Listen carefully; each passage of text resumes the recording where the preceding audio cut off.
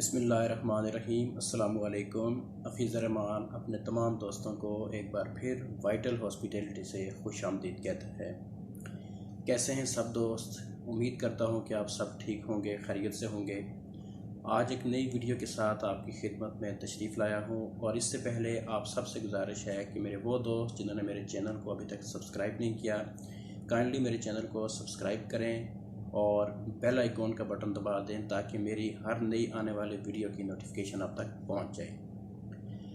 आज एक नई वीडियो के साथ तशरीफ़ लाया हूं और सबसे पहले तो मैं आप सबका शुक्रिया अदा करता हूं कि जो मेरी लास्ट वीडियोस थी आपने देखी, आपने कमेंट्स किए, उसको बहुत पसंद किया, बड़ा अच्छा आपने रिस्पांस दिया। आज मैं एक नई वीडियो के साथ तशरीफ़ लाया हूँ और मेरी आज की वीडियो का टॉपिक है गेस्ट कंप्लेन हैंडलिंग, कि गेस्ट की कंप्लेन को कैसे हैंडल किया जाता है। अगर गेस्ट चेक इन हो जाता है, होटल रूम में जाता है, उसके बाद अगर गेस्ट आपको कंप्लेन देता है, उस गेस्ट को आप उस कंप्लेन को आप कैसे हैंडल करेंगे, ये बड़ा इम्पोर्टेंट टॉपिक है और मेरे वो दोस्त जो होटलिंग में हैं उनके लिए तो बहुत ज़रूरी है। वैसे मेरे वो दोस्त जो रोज़मर्रा ज़िंदगी में हैं, ऑफिस में हैं, जहाँ भी हैं, उनके लिए भी ये वीडियो बड़ी मुफीद है। मैं यहाँ पर आपको एग्ज़ाम्पल दे के समझाऊँगा क्योंकि जो कुछ मेरे साथ पेश आया या मैंने अपने इस शॉर्ट करियर में जो जितने भी जो कंप्लेंट्स हैंडल किए हैं वो कैसे किए हैं, उनमें कौन सी मेजर कंप्लेंट्स थी, बड़ी कंप्लेंट्स थी, वो कैसे हैंडल हुई, मैं उससे रिलेटेड एक वीडियो बनाऊंगा और विद एग्जांपल बनाऊंगा।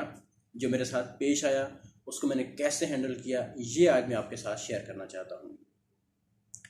लास्ट ईयर 2021 में एक मुझे अच्छी तरह याद है कि मुझे आफ्टरनून एक कॉल आई कि एक रूम में एक गेस्ट जो हैं उनके कोई इश्यूज़ हैं, आप काइंडली जाएं और ये जानने की कोशिश कीजिए कि ये कैसा इशू है।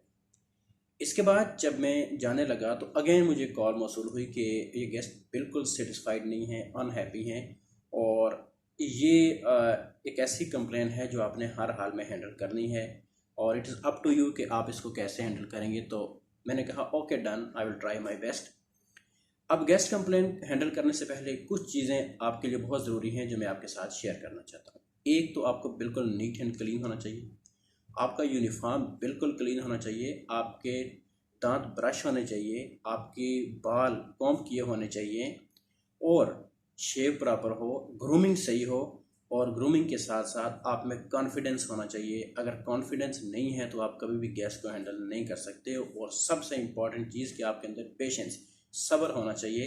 आप में सब्र अगर नहीं है, आप गेस्ट की बात को नहीं सुन सकते, तो आप गेस्ट कंप्लेन हैंडल बिल्कुल भी नहीं कर सकते और आप ये रिस्पॉन्सिबिलिटी कभी भी ना लें क्योंकि उस टाइम सब कुछ सुनना पड़ता है और बहुत नॉर्मल रहना पड़ता है। अब मैं अपनी बात को आगे बढ़ाता हूँ। जब मैं उस रूम के पास पहुंचा, रूम में मैंने बेल दी, नॉक की, गेस्ट जब बाहर आए तो मैंने इस तरह बोला, हस्बी मामूल, hello good afternoon madam, how are you. उसके बाद जो कुछ हुआ वो सब इंग्लिश में था, लेकिन इस वीडियो में मैं आपको उर्दू में बताऊंगा। इसके बाद जो मेरी वीडियो आएगी वो इंग्लिश में होगी। अब जब मैंने उनको हेलो हाय की, दुआ सलाम की, उसके बाद मैंने कहा मैडम मुझे ये खबर मिली है, वेरी सॉरी और बड़ी माजरत के साथ मुझे ये अभी मालूम हुआ कि आपके रूम में कुछ इश्यूज़ हैं। क्या आप मुझे बताना चाहेंगी कि आपके रूम में क्या इश्यूज़ हैं। अब उस वक्त मेरे हाथ में फ़ाइल थी, पेपर था, पेन मेरे हाथ में था। तो वो जो मैडम थी मुझे कहती हैं कि बेटा तुम्हारी एज क्या है। तो मैंने कहा मैडम मैं 30s में हूँ, यही मेरी एज 35 लगभग है। तो उन्होंने कहा कि मेरी एज जो है वो बहुत ज़्यादा है।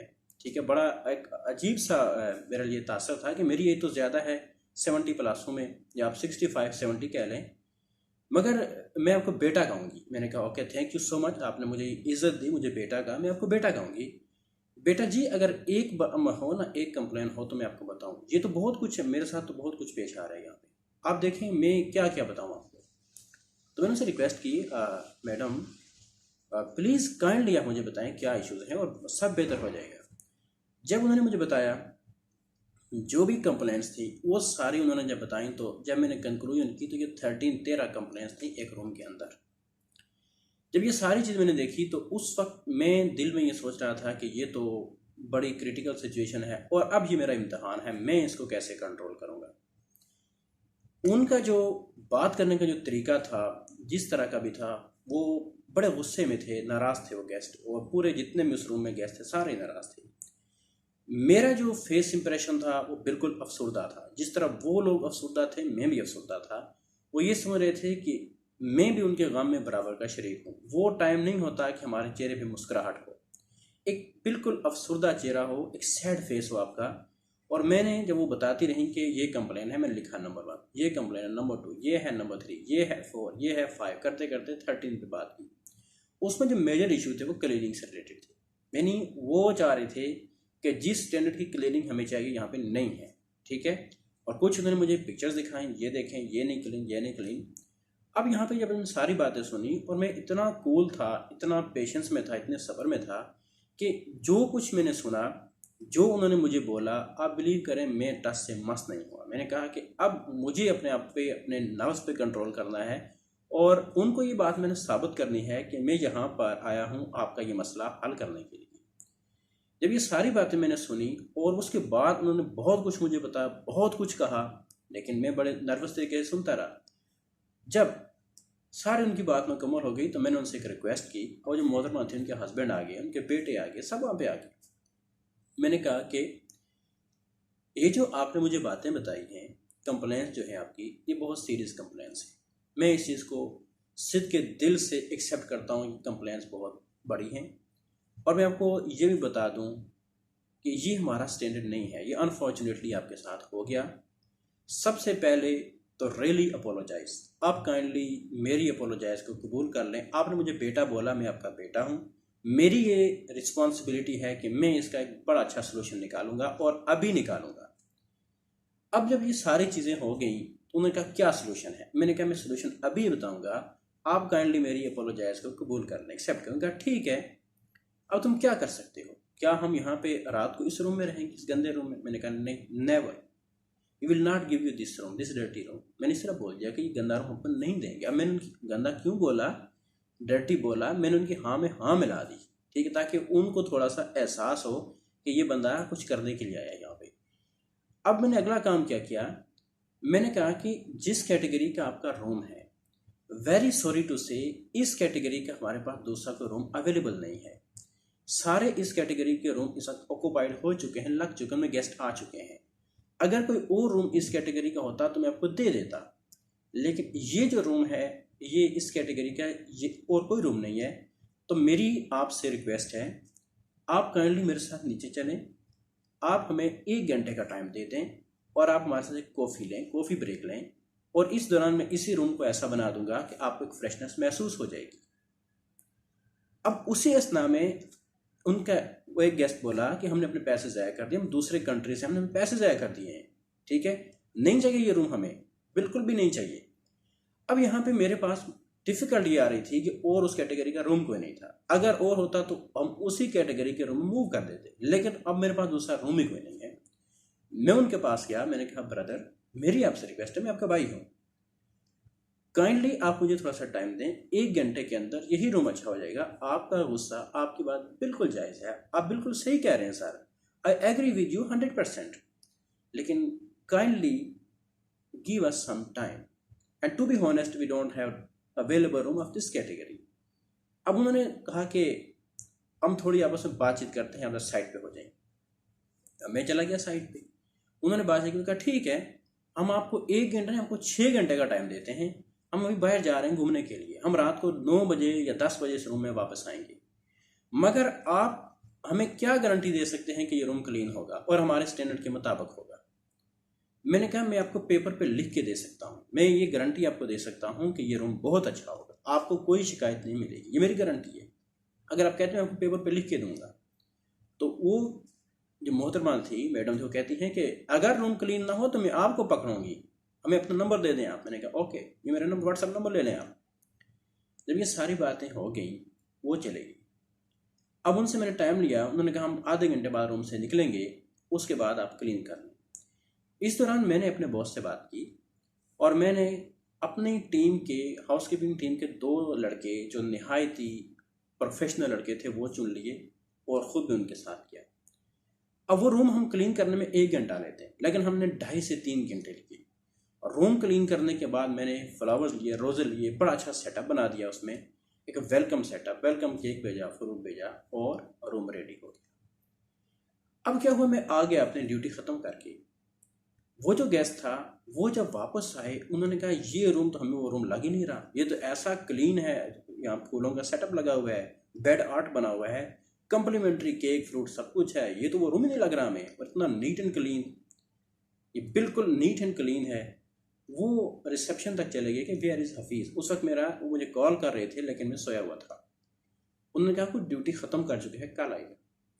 नेक्स्ट मॉर्निंग जब मैं ड्यूटी पे गया, वो गेस्ट मुझे हमारा जो स्विमिंग पूल है उसके पास मिल गई बाई चांस। अब दूर से कहते हैं यही वो लड़का है, बेटा प्लीज़ कम हेयर। जब मैं चला गया, कहते हैं कि हम रात को लेट आए, हमने जब रूम देखा तो हमें बहुत खुशी हुई, हम एक्सट्रीमली खुश हैं, और हमें इस बात की भी खुशी हुई कि तूने जो हमारे साथ कमिटमेंट की थी वो तूने पूरी कर दी है, और पूरी करके दिखाई, और हमारी उम्मीदों से ज़्यादा करके दिखाई। बड़ा अच्छा तूने बेड आर्ट बनाया, बहुत अच्छा किया, केक भेजे, हमारे लिए फ्रूट आया, और सबसे बड़ी बात जो हमारी कंप्लेन थी, गेस्ट कंप्लेन जो थी, जो हमारी क्लीनिंग इशू थे, वो सारे तूने प्रॉपर हल कर लिए। हमारी बेडिंग चेंज की, दोबारा डस्टिंग की, सब कुछ किया, और बहुत खुशी हुई हमें देख के। और तुम वाकई प्रोफेशनल आदमी हो, कहाँ से हो? मैंने अपने मुल्क का नाम बताया, सर मैं इस मुल्क से हूँ, पाकिस्तान से हूँ। वो बहुत खुश हुए, बहुत खुश हुए, और इतने खुश हुए कि उन्होंने कहा बेटा तुम 5 मिनट बाद हमारे रूम में आना।